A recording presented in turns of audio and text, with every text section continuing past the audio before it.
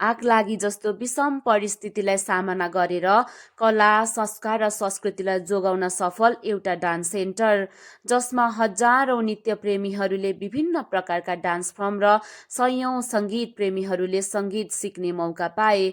हाम्रो बहुमुखी पाठशाला धनकुटा कला, संस्कार र संस्कृतिलाई जोगाउने उद्देश्यका साथ 2074 साल माघ 26 गते स्थापित हाम्रो बहुमुखी पाठशाला धनकुटाले विभिन्न डान्स फर्महरू सिकाउँदै आमाहरूबाट नयाँ पुस्तामा टपरी बुन्न सिकाउने कार्य गरिरहेको करिब 3 वर्षमा आगलागी जस्तो एक विपत्तिको सामना गर्नु पर्यो। जुन 2077 साल चैत्र 9 गते उक्त घटना घटेको थियो।